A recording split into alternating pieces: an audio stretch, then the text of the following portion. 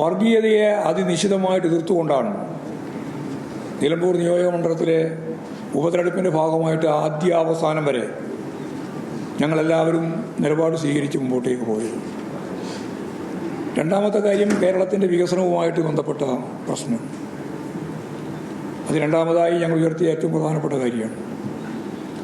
കേരളം ഇന്ത്യക്ക് മാത്രമല്ല ലോകത്തിന് തന്നെ മാതൃകയാവുന്ന രീതിയിൽ അർദ്ധവികസിത രാജ്യങ്ങളിലെ ജനങ്ങളുടെ ജീവിത നിലവാരത്തിലേക്ക് കേരളത്തിലെ ജനങ്ങളുടെ ജീവിത നിലവാരം ഉയർത്തുക എന്ന നവ കേരളം എന്ന കാഴ്ചപ്പാട് അതാണ് ഞങ്ങളവിടെ അവതരിപ്പിച്ചത്. അതിൻ്റെ ഭാഗമായി കേരളത്തിലുള്ള ഏറ്റവും പ്രധാനപ്പെട്ട സവിശേഷതകൾ ഓരോന്നോരോന്നായിട്ട് എണ്ണി പറഞ്ഞു. വികസനം തന്നെയാണ് കാര്യമായിട്ട് പറഞ്ഞത്.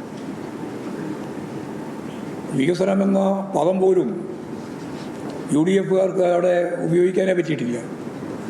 കാരണം വികസനം പറയാൻ തുടങ്ങിയാൽ 1957 മുതൽ ഇങ്ങോട്ടുള്ള ഇടതുപക്ഷ രാഷ്ട്രീയത്തിൻ്റെ ഭാഗമായിട്ട് വന്ന രാഷ്ട്രീയം വികസനപരമായ മാറ്റം കൃത്യമായി ചൂണ്ടിക്കാണിച്ചു പോകുമെന്നുള്ളതുകൊണ്ട് അവരതിനെ ആ അജണ്ടയിലേക്ക് കടന്നില്ല. അതുകൊണ്ടാണ് ഞാൻ പറഞ്ഞത് അവർക്ക് ഗവൺമെൻറ്റിനെതിരായിട്ടോ അതുപോലെ തന്നെ ഇടതുപക്ഷ ജനാധിപത്യ മുന്നണിക്കെതിരായിട്ടോ രാഷ്ട്രീയ ആയുധമുണ്ടായിരുന്നില്ല എന്ന് പറയാൻ കാരണം അതുകൊണ്ടാണ്.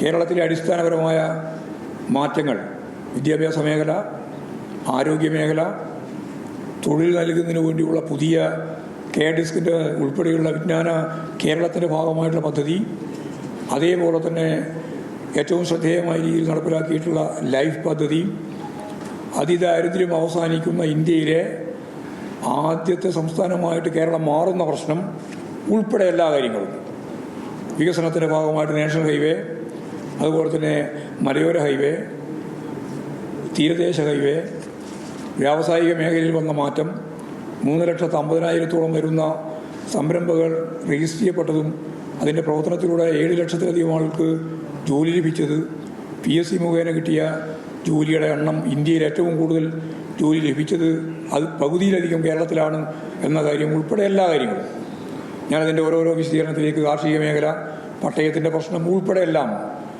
ജനങ്ങളുമായി ബന്ധപ്പെട്ട മുഴുവൻ വികസന പ്രക്രിയയും, വിഴിഞ്ഞം തുറമുഖത്തിൻ്റെ വളർച്ച, അതിൻ്റെ ഭാഗമായിട്ട് തിരുവനന്തപുരം കൊല്ലം ജില്ലയിൽ ഉണ്ടാകാൻ പോകുന്ന മാറ്റം, കോറിഡോറിൻ്റെ ഭാഗമായിട്ട് കൊച്ചിയിൽ നിന്ന് പാലക്കാട് വഴി കോയമ്പത്തൂരിലേക്കുള്ള ഇടനാഴി, വ്യാവസായിക ഇടനാഴി, കോഴിക്കോട് നിന്ന് കണ്ണൂർ വഴി കാസർഗോഡ് വഴി മംഗലാപുരത്തേക്കുള്ള വ്യാവസായിക ഇടനാഴി, ഇതെല്ലാം സംബന്ധിച്ച് കൃത്യമായ നിലപാട് ഞങ്ങൾ വ്യക്തമാക്കിയിട്ടുണ്ട്.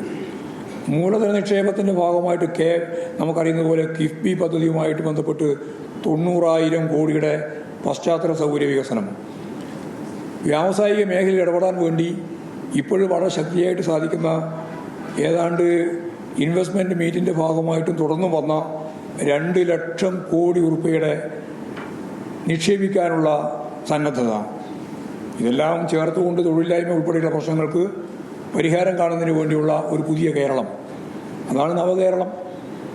ഈ മുദ്രാവാക്യം ഞങ്ങൾ നിലമ്പൂരിൽ വളരെ ശക്തിയായിട്ട് ജനങ്ങളുടെ മുമ്പിൽ അവതരിപ്പിച്ചിട്ടുണ്ട്. UDFന് ആകെ പറയാനുണ്ടായിരുന്നത് കൈക്കൂലി കൊടുത്തുകൊണ്ടാണ് വോട്ട് ശേഖരിക്കുന്നത് എന്നാണ്. കൈക്കൂലി മന്ത്രിമാരുടെ കൈക്കൂലിയല്ല.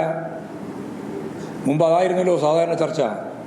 9 കൊല്ലക്കാലം കൊണ്ട് ഒരു മന്ത്രിക്കെതിരായിട്ട് ഒരു ആരോപണം ഉന്നയിക്കാൻ അവർക്ക് സാധിച്ചിട്ടില്ല. എന്നിൽ പറഞ്ഞത് ഏതാ കൈക്കൂലി? തിരഞ്ഞെടുപ്പ് വരുമ്പോൾ 62 ലക്ഷം ആളുകൾക്ക് കൈക്കൂലി പോലെ ക്ഷേമ പെൻഷൻ നൽകുന്നു എന്നാണ്.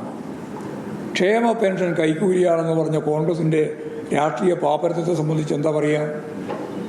അത് ജനങ്ങളൊക്കെ അവിടെ നല്ലപോലെ പ്രതികരിച്ചു. ഞങ്ങൾ അപമാനിക്കലാണ് എന്ന് പറഞ്ഞു. ഉയർന്ന ഉദ്യോഗസ്ഥന്മാർക്കെല്ലാം കൃത്യമായിട്ട് ഇപ്പോഴാണ് എല്ലാ ജീവനക്കാർക്കും ഉൾപ്പെടെ പെൻഷൻ.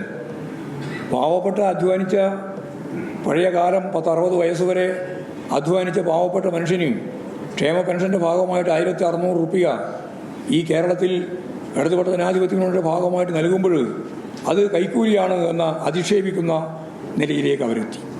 അത്തരത്തിലുള്ള നിരവധിയായ പ്രശ്നങ്ങൾ യഥാർത്ഥത്തിൽ അവിടെ അവർക്ക് ഞാൻ നേരത്തെ പറഞ്ഞ പോലെ നിരായുധീകരിക്കപ്പെട്ട ഒരു UDFനെയാണ് നമുക്കവിടെ കാണാൻ കഴിഞ്ഞിട്ടുള്ളത്.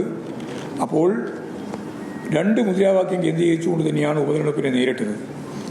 വരാൻ പോകുന്ന കേരളം എന്തായിരിക്കണം, വർത്തമാന കാലഘട്ടത്തിൻ്റെ ഒരു തുടർച്ച, ഒരു മൂന്നാം ഘട്ടത്തിലേക്കുള്ളതിൻ്റെ യാത്ര, ഇതുതന്നെയാണ് അവിടെ ചർച്ച ചെയ്യപ്പെട്ട ഒരു പ്രധാനപ്പെട്ട വിഷയം. അതുപോലെ ഞാൻ നേരത്തെ പറഞ്ഞ വർഗീയതക്കെതിരായിട്ടുള്ള കാര്യവുമാണ്.